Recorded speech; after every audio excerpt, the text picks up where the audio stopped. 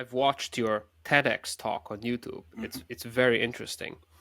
And during the talk, you said sometimes people will be convinced by new information and a good argument, but often they stubbornly cling to old ideas. For whatever reason, sometimes the false story is more attractive than the true one.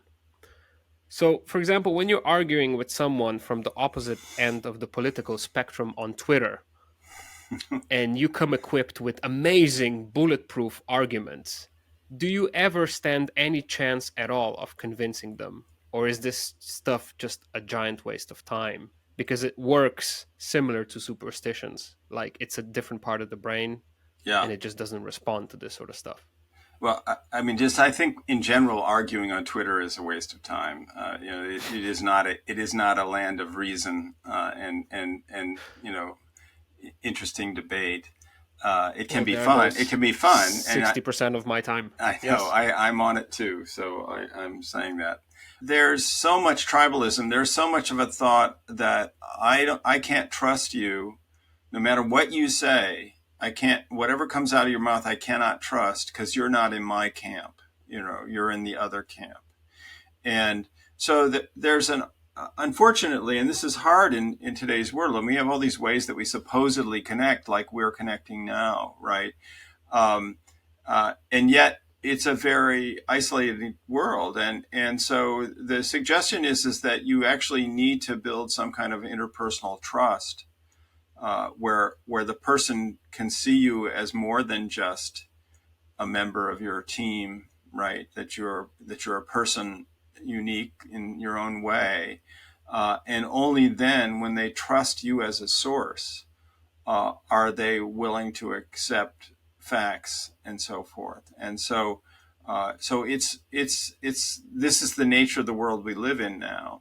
That sort of being a member of my team and showing my team colors is more important than anything else. And people, I mean, to put a fine point on it, it's quite clear that thousands of people in the United States died for that cause because they did not get the vaccine. The percentage of people in red states who did not get the vaccine and paid the ultimate price is quite clear. And so they whether they knew they were doing it or not, many people died because they were a member of a team that rejected the vaccine.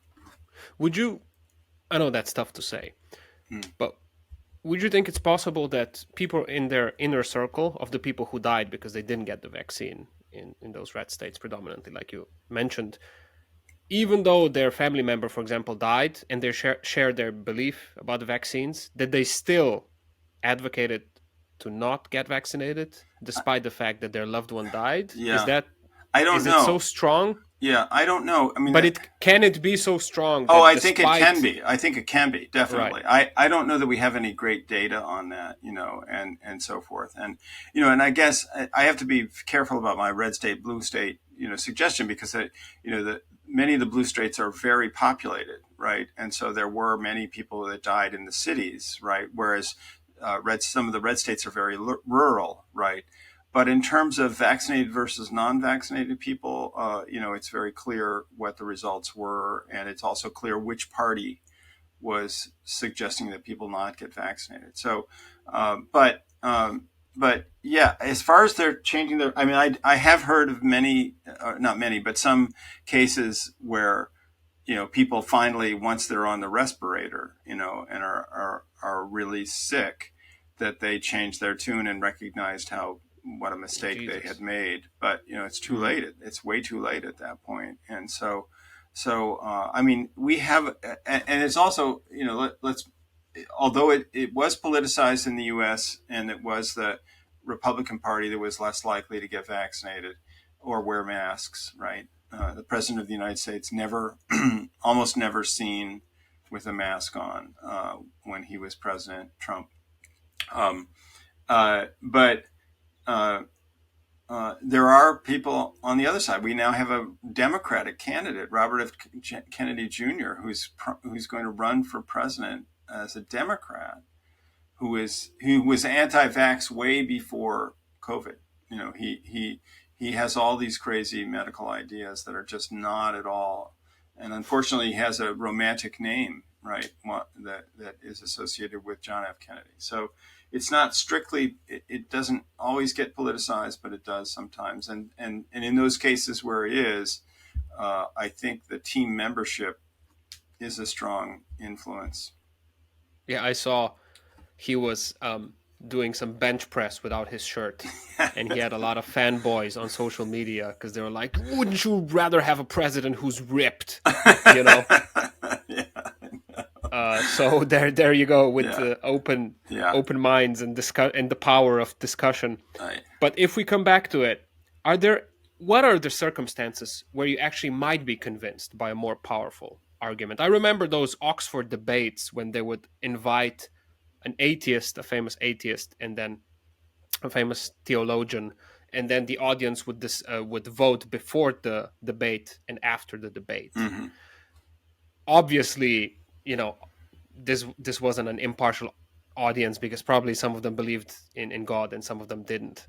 Mm-hmm. But what would be good circumstances during which you could, have an open mind, a sufficiently open mind, and the capacity to be convinced by a powerful argument? First of all, public debates are tricky because if they're going to be fair, then people have to hold to a set of principles and rules, right? And many of these debates, both on the question of religion, also on political topics or science and vaccines, often one party will just keep throwing stuff out. There's this thing that's called the Gish Gallop, where you just keep throwing things out and you put your other person on the defensive, right? And they now have to try to debunk each one of these things as they come. And then no progress is made because the person just throws out another crazy claim, right? So that's a very common strategy that is used by politicians, by debaters, and so forth. And so if you can't control the nature of the debate, this is why, for example, I don't think people should be publicly debating Robert F. Kennedy Jr. because this is what he does. He just says, oh well, there's Wi-Fi makes for brain cancer and vaccines are the and the poor person who's on the other side has got to say, well, wait a second, no, there's no evidence for that. Here's and you can't really win under those circumstances. So I think public debates can be, unless you have two reasonable people, and if somehow the debate is restricted to a specific topic and doesn't go off, in another direction, then it can work. But I think you have to have the messenger has to somehow be somebody that can be received by the other party. And we're in a difficult situation now. For example, we've never really, or at least not in this way, have we had direct attacks on scientists and on experts on every field. The idea that anybody is an expert on anything is now thrown out the window.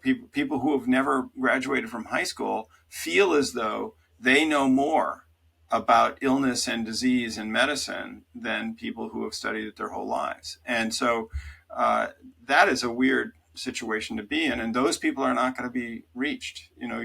There's the only way that they're going to be reached is if their cult leader tells them, no, you have to do this, right? And so we're in a difficult. I'm not giving you a very optimistic message here.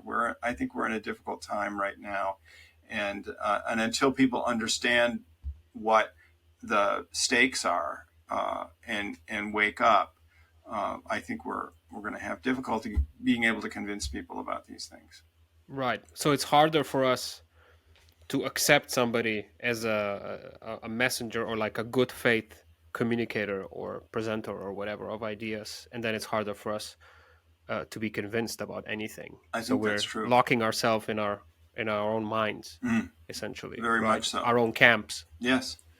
Yeah, And and that's So it's a representation of what you see on social media all the time. Yes. Like you said, like, you know, I keep doing this all the time. I have the same opponents on Twitter, for example, and it's quite obvious that we're not going to convince each other, Right. and yet we keep on doing it. You know, I come back with my statistics and my facts, and Right. they come up with theirs, and we think of ways on how to spin this and look better and have more style in these really silly Twitter debates, Yeah. but it never goes anywhere. No, it doesn't. And I've sort of pulled back from that. Hopefully, if I ever do, and it's a mistake.